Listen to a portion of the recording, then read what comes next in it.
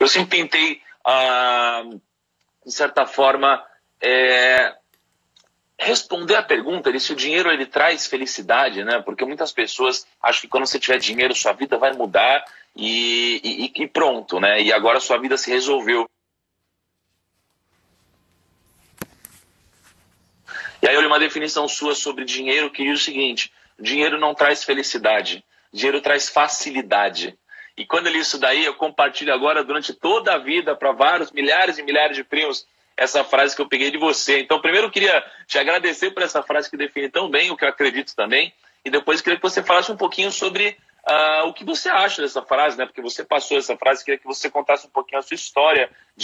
Vamos primeiro de trás para frente, né? Depois a gente volta para o começo da história. Queria que você contasse um pouquinho sobre quando você descobriu isso, sobre, poxa, agora eu tenho dinheiro, e agora, cara? O dinheiro, ele não traz felicidade? Qual que é o seu ponto de vista sobre isso? Excelente, um ótimo tema para nós começarmos essa manhã. E eu acho que existe o seguinte: a pessoa, em todo projeto que ela faz, ela visa o lucro, ela visa o retorno financeiro. E deve ser assim, porque o retorno financeiro é o próprio lucro que vai dar autossustentabilidade para o projeto. No entanto, quando ela começa geralmente do ponto zero. E ela visualiza: o dia que eu tiver tanto de dinheiro, quanto que eu posso ter em termos de poupança, reserva, aplicações, casa, apartamentos, carro. E daí, finalmente, ela se torna milionária, multimilionária, ela tem todo o recurso que ela deseja. Mas, daí, e somente aí, é que ela vai descobrir que todas aquelas posses materiais, toda a liberdade, toda a condição não tem valor nenhum se ela não tem com quem compartilhar, com quem dividir. É por isso que eu afirmo e reafirmo agora a todos que o dinheiro te traz facilidades, te traz conveniências, te traz conforto, mas somente as pessoas podem te trazer o real sentido de felicidade.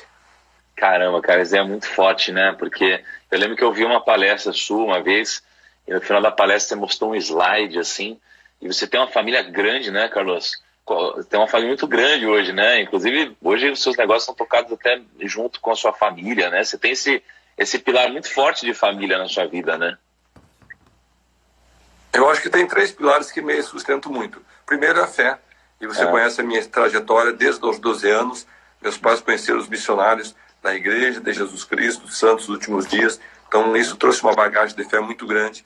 Segundo é a família, ou seja, acreditar no relacionamento marido-mulher, filhos. Eu sou casado há 40 anos, tenho 6 filhos, 18 netos, acredita isso, Thiago? 18 netos. 18 netos, cara. Caramba, eu sou do meu pai. Meu pai quer ter os 8 netos também. E o terceiro pilar de sustentação é o empreendedorismo. Então, eu acho que essa combinação entre um alicerce de fé, um alicerce da família, o alicerce do empreendedorismo é o que me completa. Legal, legal. E Carlos, antes de a gente contar a sua trajetória, que é uma trajetória muito linda e começou ali, cara, ali quando você era novinho, vamos contar um pouco para os primos sobre o que você faz hoje, para os primos poderem entender a relevância e a honra que é a gente te ter aqui com a gente, né? Hoje você tem vários negócios, né? Poxa, até abrindo aqui o seu site hoje, aqui nas empresas que estão sob o seu guarda-chuva, você tem aqui a Aloha, você tem o Mundo Verde, que muita gente conhece, você tem Taco Bell, Pizza Hut, KFC, WhatsApp, R9 com Ronaldo, Neymar Sports, a Topper, Rainha, enfim, tem muitas empresas aqui no guarda-chuva. Me conta um pouquinho de quem você é hoje, o que você faz hoje, como funcionam os seus negócios hoje, para depois a gente contar para os primos como tudo começou. Maravilha.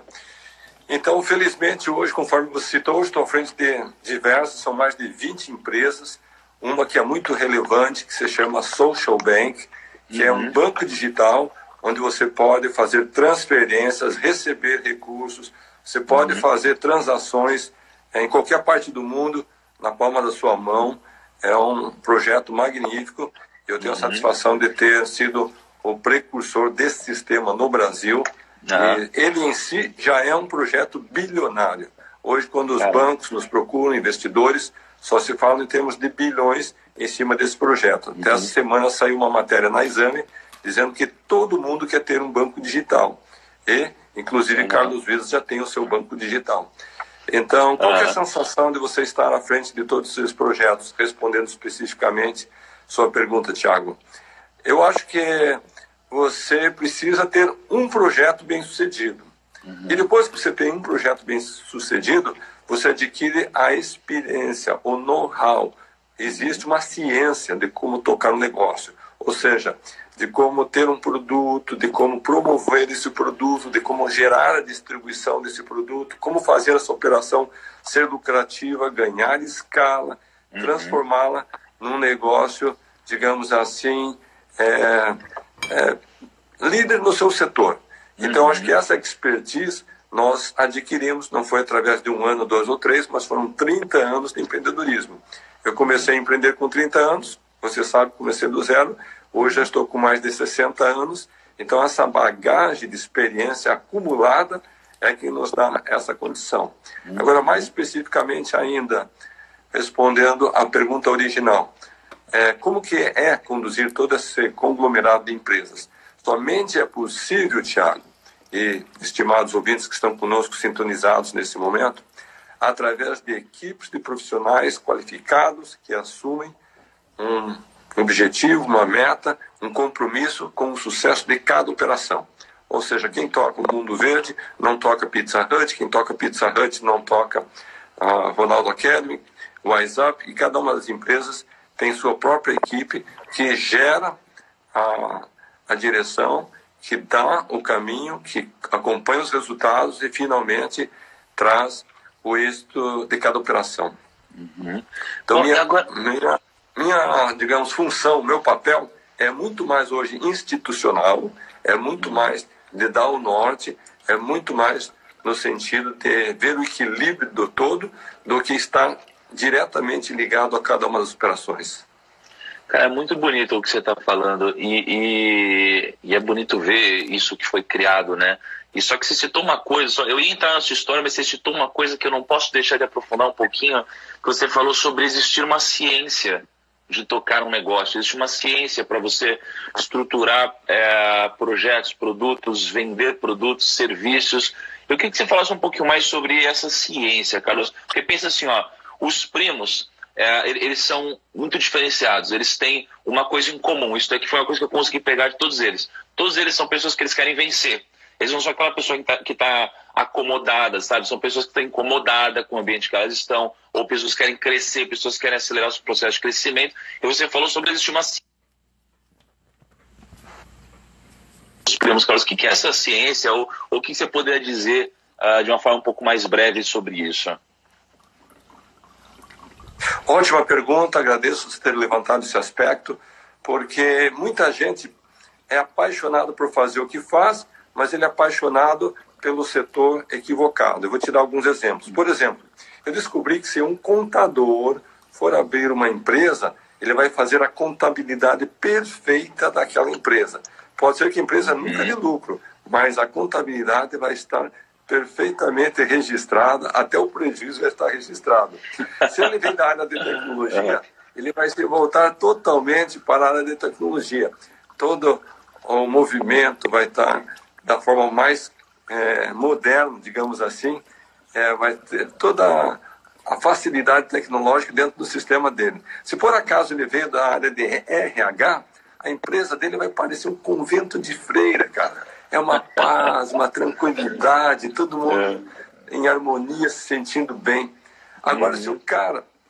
pode ser que ele nunca venda nada, sabe? Mas todo mundo vai adorar trabalhar na empresa dele. Agora, se o cara não veio da área da tecnologia, nem da contabilidade, nem de RH, mas o sujeito é um vendedor, o cara vai estourar de vender. E daí, com o tempo, ele vai dar conta de arranjar uma boa contabilidade, uma boa tecnologia e um bom RH. Então, eu sinto pessoalmente que essa metodologia, esse método de gestão, esse método de fazer sucesso, ele começa pela venda. Você conhece meu sócio, Flávio Augusto. Antes dele ser empresário que ele era um vendedor. Ou seja, toda a história da WhatsApp surge quando ele, lá no Rio de Janeiro, era vendedor. De um curso que ele começou vendendo, ele se tornou o melhor vendedor, se tornou um coordenador coordenador, se tornou um gerente, se tornou um diretor, se tornou patrão, se tornou empresário e hoje é a grande figura que todos conhecemos, Flávio Augusto, que é o maior vendedor de cursos de inglês do Brasil. Então, o que acontece quando Carlos Luiza se associa a Flávio Augusto? Faz um negócio gigante, não somente através da WhatsApp, que foi a empresa mãe, depois nós adquirimos também a empresa Number One, lá de Minas Gerais, e hoje está espalhada praticamente em todas as capitais do Brasil, inclusive aqui em Roraima. Caraca. Pô, você falou do Flávio. O Flávio quase não vende, né, Carlos? É uma pessoa que quase não é um vendedor, né? O mais bacana, sabe o que é? É que o vendedor faz isso muito espontaneamente. As pessoas às vezes me perguntam, mas Carlos, você está sempre vendendo? O Flávio está sempre vendendo? Os grandes empresários estão sempre vendendo. É porque a gente ama fazer aquilo que faz, a gente faz com satisfação e a gente não visa o nosso bem. Nós estamos visualizando, imaginando, concebendo o bem que nós estamos fazendo para a pessoa. Ou seja, quando eu trago alguém para a Aloha, eu não estou pensando que eu vou aumentar minha fortuna. Vai gerar lucro, vai gerar caixa para o grupo? Claro que vai. Mas eu estou visualizando o bem que eu estou fazendo para aquele novo empreendedor que com R$1.000, R$2.000 entrou para o sistema. Quando alguém entra para o WhatsApp, por exemplo, não estou visualizando que eu vou pôr mais dinheiro no caixa, estou visualizando que eu estou transformando uma pessoa num profissional bilíngue. E isso no mercado de trabalho tem um grande valor. Quando alguém entra no mundo verde, eu não estou visualizando que eu vou pôr mais dinheiro no bolso. Eu estou vendendo saúde, eu estou oferecendo saudabilidade para o meu cliente. E tudo isso daí é uma roda da riqueza, é uma geração de recursos e sempre com o objetivo maior de trazer o benefício para o seu cliente. É por isso que eu digo que ganhar dinheiro não pode ser o seu objetivo. O cara que só pensa em ganhar dinheiro, logo vai quebrar a cara. Ele tem que ter um propósito, uma missão, um princípio muito mais elevado do que somente o lucro financeiro. Cara, que legal, cara. Isso é muito, muito incrível. E você estava falando sobre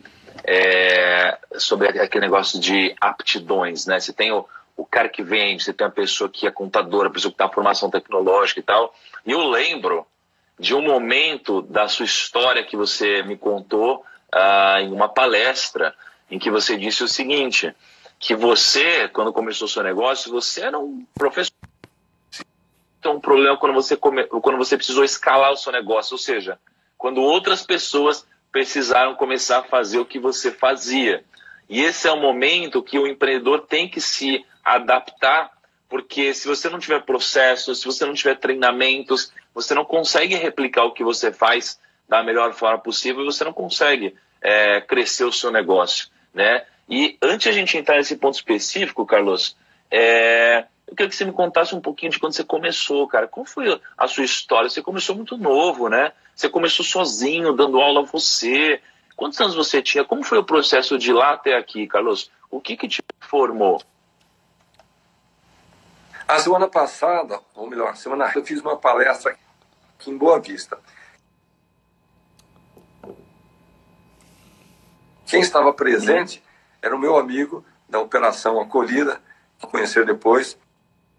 O Thiago vai passar o vídeo para todos conhecerem a operação. Um vídeo de 3 minutos, não precisa se preocupar com o tempo. Mas esse coronel me falou uma frase que me marcou, Thiago. Me disse o seguinte: Carlos, depois de assistir a tua palestra, você tem uma habilidade, um dom que eu acho que nem você sabe que tem. Ele disse, mas coronel, que habilidade é essa? Você consegue transformar conceitos complexos de forma tão simples que até uma criança consegue entender. É verdade. Foi uma grande satisfação ouvir esse elogio vindo de uma pessoa instruída como ele. Então, eu vou descrever aqui o início da minha operação e talvez você vai dizer exatamente isso, mas, Carlos, isso daí está parecendo muito simples, está muito básico. Mas, na verdade, o sucesso é simples e é básico, mas ele é fundamentado em alguns pilares que são essenciais para a obtenção do êxito. Então, resumindo, da forma mais breve possível. Eu sou formado nos Estados Unidos, volto ao Brasil aos 30 anos, venho contratado por uma multinacional, imaginando, pensando que vou fazer uma carreira como executivo. Vou ficar 3 anos numa empresa, mais 3 anos numa outra, 3 anos numa outra, e de repente eu estou no topo do sucesso. Para minha surpresa, 6 meses depois que eu estou no Brasil, meu chefe me chama e começa a me elogiar. Carlos, você é muito dedicado, você é muito empenhado, você é o primeiro a chegar, o último a sair. Eu pensei que eu ia ganhar um aumento, que ia ser promovido. De repente ele disse o seguinte: a empresa está passando por um momento difícil, estamos fazendo uma reformulação, alguns colaboradores vão ser dispensados e você está na lista. Segunda-feira pode passar no RH para receber os seus direitos trabalhistas. Gente, eu não podia imaginar que eu tinha passado 4, 5 anos nos Estados Unidos, estava me profissionalizando, voltei para o Brasil com todas as garantias e de repente eu estava dispensado. E daí eu pensei, e agora? Como que eu fazia para alimentar mulher, filhinhos? Mulher está grávida, está vindo a Thaís pela frente aí. E um colega do trabalho me disse o seguinte: Carlos, será que você pode dar algumas aulinhas de inglês para a gente à noite? Eu pensei, tá aí, aulinha de inglês. Então eu começo dando aulinhas de inglês na minha casa. Fazer uma pausa agora, tudo bem, Thiago? Então olha só que bacana. O sujeito está buscando na vida uma oportunidade, mas de repente a oportunidade passa na frente dele e ele nem vê essa oportunidade. Por que não vê?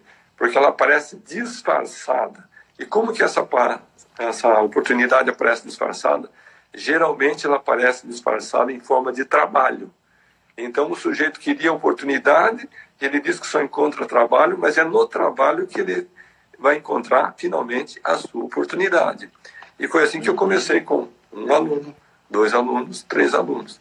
Jamais conseguiria eu imaginar naquele momento que esse seria o grande projeto da minha vida, que esse seria um império empresarial e que aquilo ali me daria toda a liberdade financeira. Nova pausa. Então você, estimado internauta que está agora sintonizado conosco, você que já deu início ao seu projeto, você que está sonhando com o seu futuro bem-sucedido, acredite em você em primeiro lugar. Se você não acreditar em si mesmo, ninguém vai acreditar em você. Segundo, acredite no mercado. O mercado é grande, é gigantesco, é maravilhoso. Tem de sobra para você, para mim, para o Thiago e para todo mundo que estiver disposto a pagar o preço do sucesso. E terceiro, acredite que você vai fazer sucesso, mas não vai ser do dia para a noite. Eu comecei dando as minhas aulinhas quando eu tinha 30 anos e 10 anos depois, eu já estava com 40 anos, eu fiz uma grande festa em Orlando. Estavam lá meus diretores, gerentes, franqueados, professores, e de repente minha mulher faz a seguinte pergunta: 10 anos de trabalho. Carlos, não sei por que você está tão entusiasmado, tão animado, está tão radiante. Você sabe dizer quanto é que nós temos na nossa conta bancária? Eu disse, amorzinho, de verdade, eu não sei. Ela disse, mas eu sei.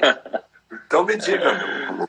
Então saiba que depois de 10 anos de trabalho, tudo que você conseguiu acumular foram R$3.000. Gente, eu não podia acreditar que eu trabalhei por 10 anos para ter R$3.000. Eu pensava, será que quem tem R$3.000 é uma pessoa rica, bem-sucedida, vitoriosa, de sucesso? Claro que não. Então, a partir daquele momento, eu tive que desenvolver uma nova relação minha com o dinheiro, sabendo que era eu que tinha que controlar o dinheiro e não o dinheiro me controlar. Então, eu falo o seguinte: se você hoje tem 30 anos e está no ponto zero, acaba de ser despedido e não sabe o que vai fazer no futuro, você ainda tem chance. Se você agora tem 40 anos de idade e você só tem R$3.000 na sua conta, você ainda tem chance. Então, é isso, Thiago. Caramba, meu, que incrível, assim, e é legal que você fala uma naturalidade, uma simplicidade que cativa, meu cara, isso daí realmente sintoniza com quem está te assistindo, acho muito legal. E eu queria levantar 2 pontos aqui. Primeiro, o que você falou sobre 3 pontos. Primeiro, sobre o sucesso da noite para o dia, né? Eu acho que eu comecei a perceber algumas leis do sucesso, de muitas coisas que você fala, por exemplo, que elas vêm da natureza muitas vezes. A gente não pode querer ir contra as leis da natureza. Por exemplo, sucesso da noite para o dia, ele não acontece. Quer dizer, funciona como a natureza, as coisas demoram para crescer, as coisas precisam ser trabalhadas. Poxa, colher. Você nunca vai colher alguma coisa se você não plantar. Você plantou durante muitos anos, né? E aí teve uma coisa que você falou aí no meio, que foi sobre o preço do sucesso. As pessoas precisam estar dispostas a pagar o preço do sucesso, não o preço para você poder colher de fato um grande resultado, como você colheu. Eu queria te perguntar o seguinte: qual é o preço do sucesso? Qual é o preço que as pessoas precisam pagar para ter sucesso?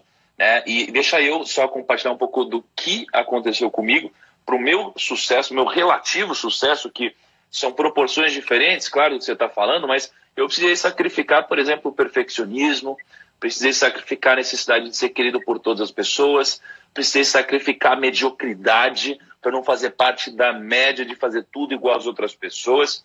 Então eu queria saber de você, qual é o preço do sucesso, Carlos? Eu acredito que o primeiro passo é a disciplina pessoal.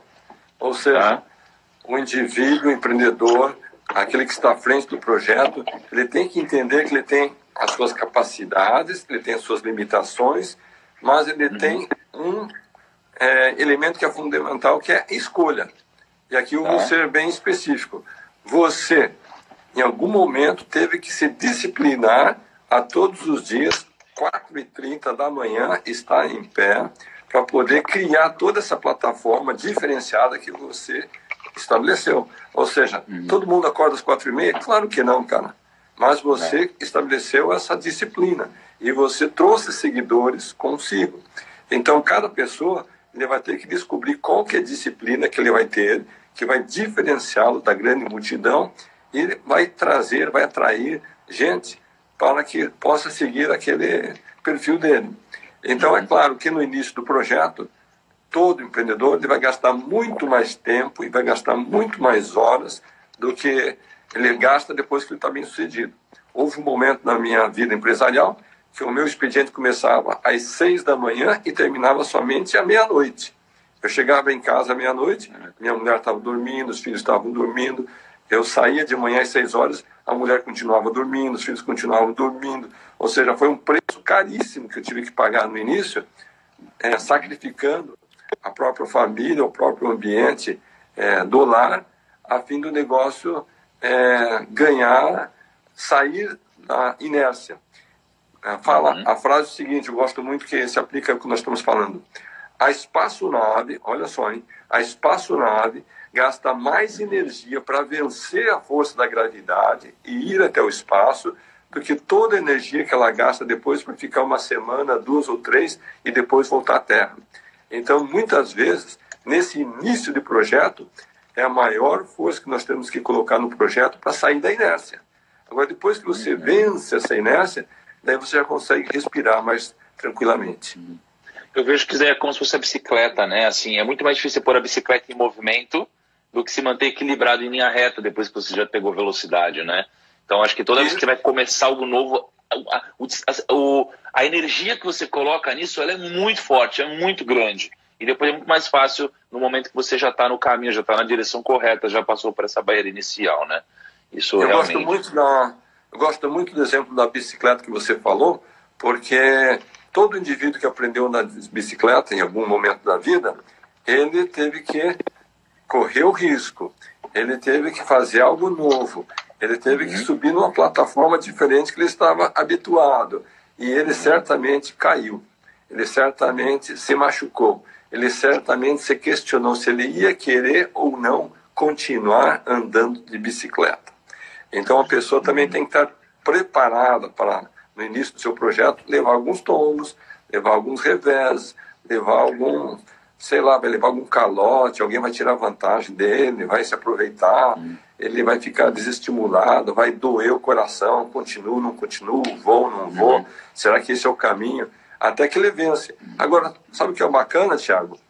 Não importa quem seja, a pessoa que andou de bicicleta pode ficar 1 ano, 2 ou 3 sem andar com a bicicleta. Quando ele pegar a bicicleta de novo, ele sabe andar com a tal da bicicleta. Isso é muito incrível, né? E você falou aqui sobre, poxa, tem um momento, principalmente no começo, que muitas coisas negativas acabam acontecendo, é inevitável, faz parte do processo. Então, às vezes, você cai da bicicleta, às vezes você toma um calote, não é? Muitas coisas acabam acontecendo nesse momento. E não só nesse momento, acho que depois que você atinge o sucesso, muitas coisas negativas também acontecem. As coisas negativas nunca param de acontecer, de certa forma. Acho que o que começa a mudar é a forma que a gente encara esses percalços. Então, cara, você começa a crescer, o que eu comecei a ver é o seguinte: quanto mais você cresce, mais sucesso você tem, mas também mais pessoas te criticando tem também. Então você sempre tem alguma coisa que está ali tentando te puxar para baixo, para no momento em que você fraquejar, no momento em que você vacilar, se caso você se entregue, você possa voltar vários degraus. Então, a pergunta que eu tenho para te passar é a seguinte: como enfrentar, como lidar com o excesso de coisas negativas, o excesso de críticas, o excesso, às vezes, de gente querendo te enganar, o excesso, sei lá, de coisas que acontecem, de mundo querendo, às vezes, o seu pior? Como lidar com esses momentos negativos que são inevitáveis e acontecem na vida de qualquer profissional? O mês passado eu fiz uma convenção nacional da Aloha. E lá eu lancei um livro, fazendo meu comercial agora, tudo bem? Eu lancei o meu livro, foi o último livro que eu lancei, Há um Diamante em Você. Eu comparei a trajetória do empreendedor como a formação de um diamante. O diamante, no seu início, Thiago, ele é tão somente uma pedra preta sem valor nenhum. Mas, através do processo de pressão, ele é transformado. E depois de transformado, ele se torna uma pedra que ainda assim precisa ser lapidada. E daí, finalmente, ele atinge o brilho, a beleza que a gente encontra nas vitrines, que um mínimo, um pequeníssimo diamante tem um valor grandioso. Mas ele passou por uma pressão muito forte para sair daquele estado original até se transformar num diamante de grande valor. Então não é diferente com o empreendedor. A pressão que ele enfrenta na cabeça, no íntimo, no espírito, no seu interior, é gigante. E a pessoa que não é capaz de superar, ou de carregar, ou vencer aquela pressão, ele não pode ser um empresário. Porque o empresário, literalmente, cara, é a pressão de manhã, tarde, de noite, de madrugada, 24 horas por dia, 7 dias por semana. Ele está sempre enfrentando desafios, independentemente do grau de sucesso dele. E ele tem que ter uma capacidade pessoal de criar uma blindagem, um filtro, de forma tal que todo aquele negativismo, todas as críticas, todas as pessoas, sejam elas invejosas, maldosas, pessoas que querem o seu mal, não vão lhe deixar afetar. Eu sei que não é o melhor exemplo, mas eu acho que ilustra a situação. Você conhece algum presidente do país, independentemente de qual seja, que quando ele abre o jornal pela manhã, ele só vê notícias elogiando suas medidas, elogiando suas ações, dando os parabéns pela sua gestão como presidente, independentemente do país. Eu nunca vi um único site, um único jornal fazer isso. Bom, se um presidente de um país, que é quem é, seja qual for o país que for, seja Japão, seja na Europa, aqui no Brasil, Estados Unidos, ele não vê isso, como que eu vou esperar que as pessoas, na sua unanimidade, conforme você citou, vão estar te venerando, elogiando, te respeitando, te elogiando? Isso não existe, cara. Sempre vão ter aqueles que vão te amar e aqueles que vão te odiar. E aqueles que vão te amar vão ser os teus grandes seguidores, vão te levar os teus projetos avante. E aqueles que vão odiar você, cara, você nem sabe por que eles odeiam. Eu recebi ainda essa semana uma mensagem de uma amiga, ela é terapeuta, ela cuida de crianças com autismo. Ela disse: Carlos, eu estou tendo muito sucesso na minha profissão, mas eu não sei porquê. Quanto mais sucesso eu tenho, mais inimigos eu consigo. Eu disse: minha filha, seja bem-vinda ao Clube dos Bem-Sucedidos. Muito bom, essa frase foi muito boa, Carlos. E, Carlos, deixa eu falar, vamos para um lado um pouquinho mais técnico aqui, só porque tem alguns primos, eles querendo saber muito sobre gestão, né? Você tem sobre sua gestão vários negócios bem-sucedidos e tudo mais. E, aliás, queria novamente agradecer. O que você está falando está sendo muito incrível, está me tocando pessoalmente, tá? É muito legal mesmo. Tenho certeza que os primos estão gostando pra caramba também. Mas, falando de gestão, Carlos, existe alguma estrutura, alguma metodologia, alguma coisa sua que você aplica em todas as suas empresas, que é seu, é o seu modelo, o seu jeito de gestão? Como você faz para estruturar e tocar esses negócios, às vezes à distância? Porque você não está todos os dias em todos os seus negócios. Como que você pensa a estrutura? Talvez até de uma forma um pouco mais técnica, se você puder passar. Muito bem, então vamos lá. Cada uma das empresas tem um CEO, ou seja, ele é a pessoa que está à frente da operação e é dele que eu vou cobrar resultados, é dele que eu vou estabelecer as metas, é dele que eu vou fazer o acompanhamento. E o papel do CEO é quase como se ele fosse o dono daquela empresa, porque ele tem uma participação nos lucros daquela operação. Então, ele tem o empoderamento de ter a liberdade de ação para tomar as medidas necessárias para fazer o negócio rodar, e ele está literalmente, usando uma expressão forte aqui, colocando o pescoço na guilhotina, porque ele sabe que ou ele vai vencer, ele vai se perpetuar, ou passado 1 ano, 2, ele vai estar na rua. Então, essa trança de relação é muito clara. E daí, a partir do momento que eu tenho um CEO para cada uma das operações, nós estabelecemos as metas e objetivos que a empresa tem que cumprir. E trabalhamos muito o conceito da meritocracia, ou seja, vence, progride, avança aquele que traz maior resultado para a empresa, de modo tal que a pessoa sabe que ele pode chegar hoje numa função muito básica, mas ele tem condições dentro do próprio modelo de negócios, de avançar para posições maiores. Isso é uma coisa assim, maravilhosa, você vê que a estrutura da empresa oferece essa condição para o indivíduo. Agora, eu costumo dizer o seguinte, Thiago, todo mundo, não gosto de falar a palavra todo mundo, vamos dizer a maioria das pessoas. A maioria das pessoas, a maior parte das pessoas não gosta de ser avaliado. Se eu perguntar, Thiago, fazer uma avaliação de você, você quer avaliação? Você já vai ficar assim um pouco ressentindo, nossa, o cara vai me avaliar. Então, é na natureza do ser humano. Mas todo mundo gosta de receber feedback.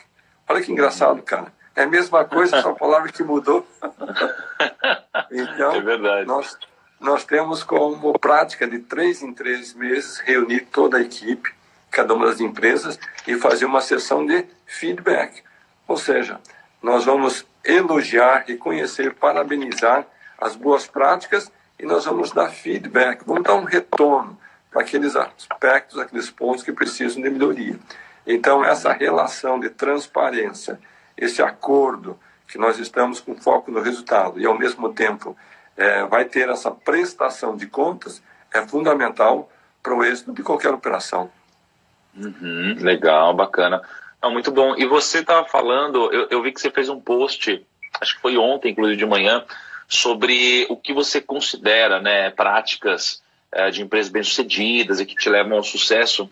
E uma das coisas que você falou foi sobre capilaridade e a outra foi sobre modelo de distribuição, né? E eu acredito que ninguém consegue um sucesso do tamanho do seu, por exemplo, sem ter escala no seu negócio, sem ter escala, muita escala no seu negócio.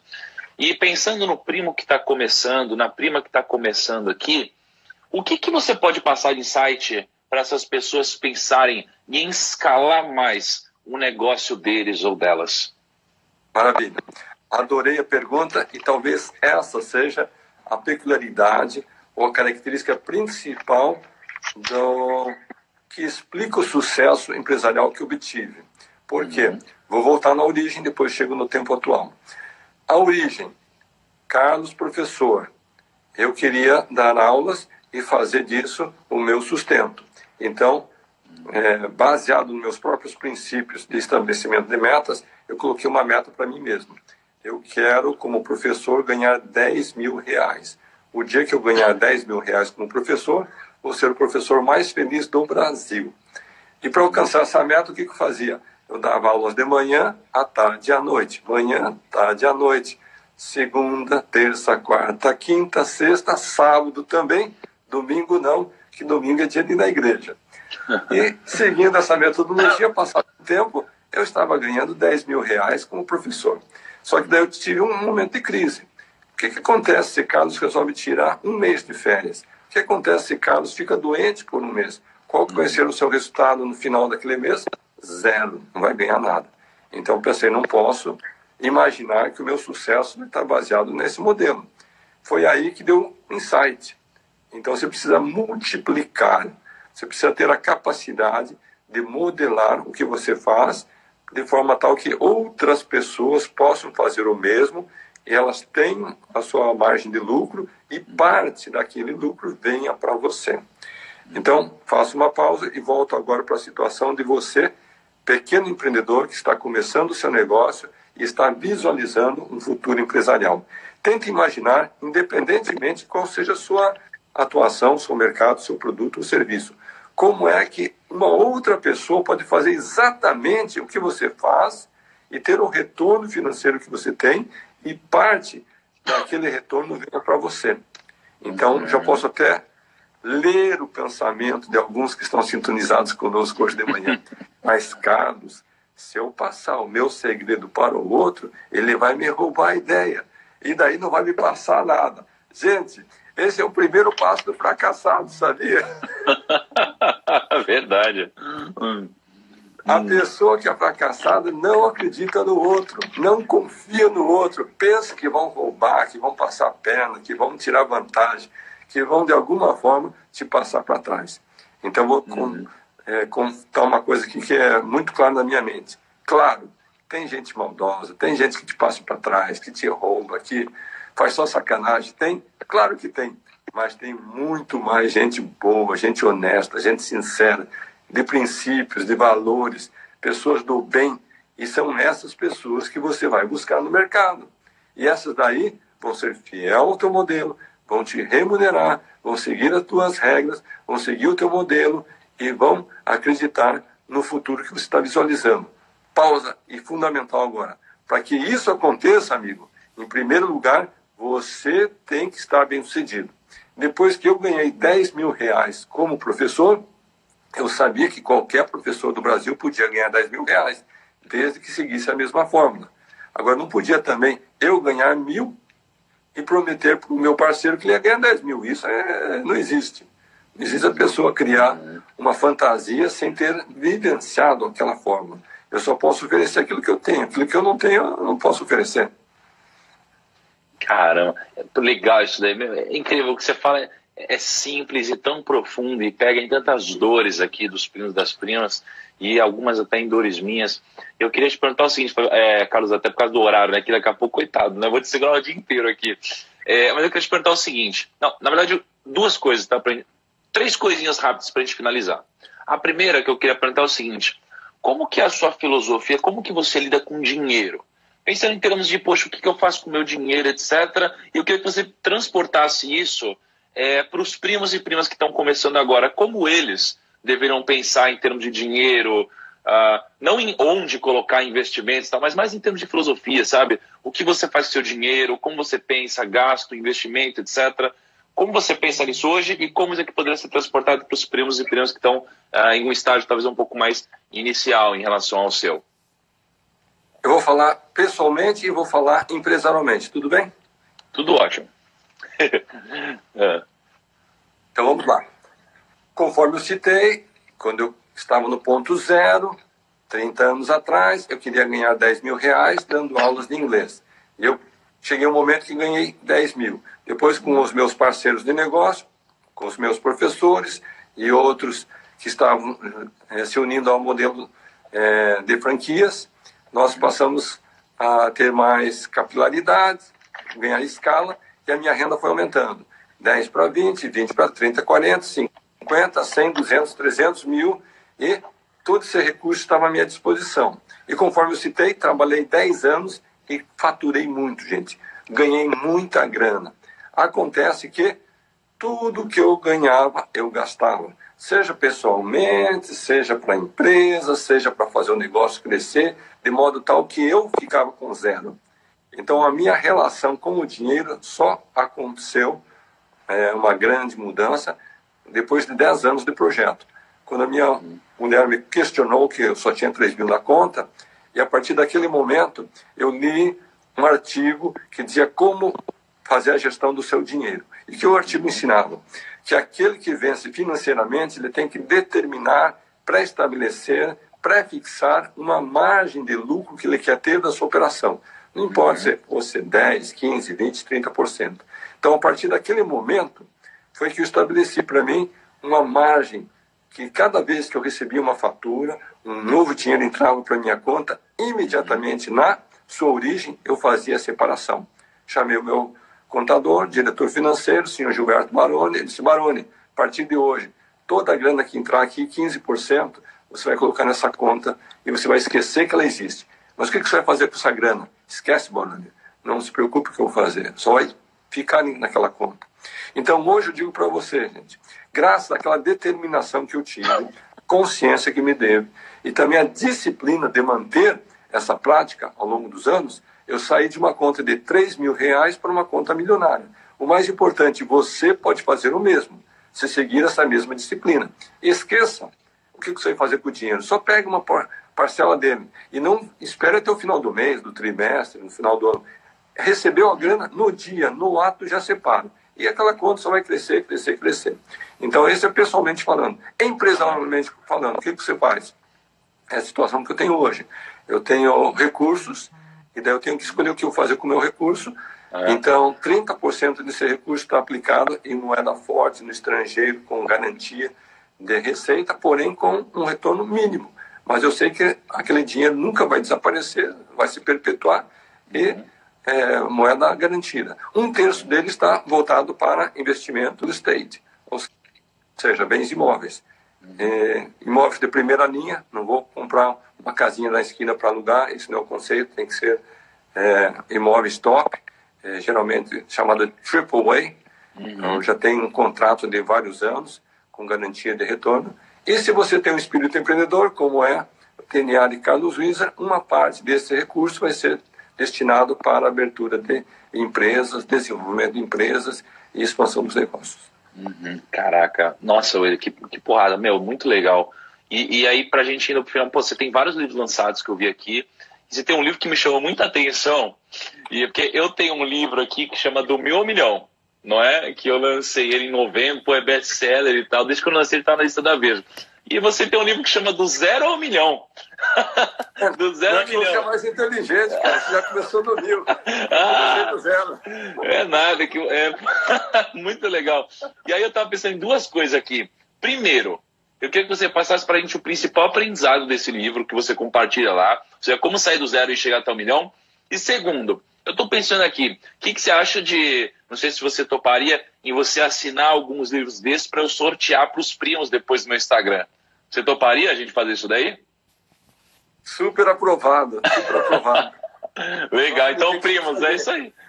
Você me diga se você precisa de um livro, 2 ou 3 livros, eu encaminho com a minha dedicatória e os nossos queridos primos aí vão receber na sua casa.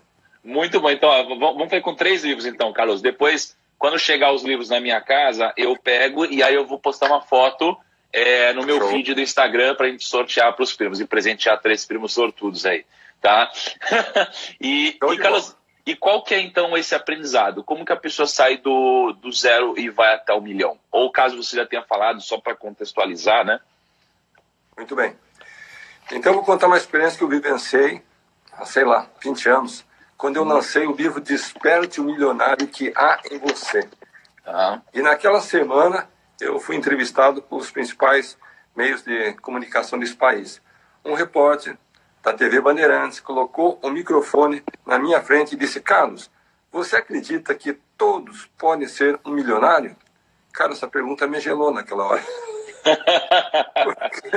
Eu pensei, se eu disser que sim, o cara logo vai me perguntar qual que é a resposta. Se eu disser que não, ninguém vai comprar o livro.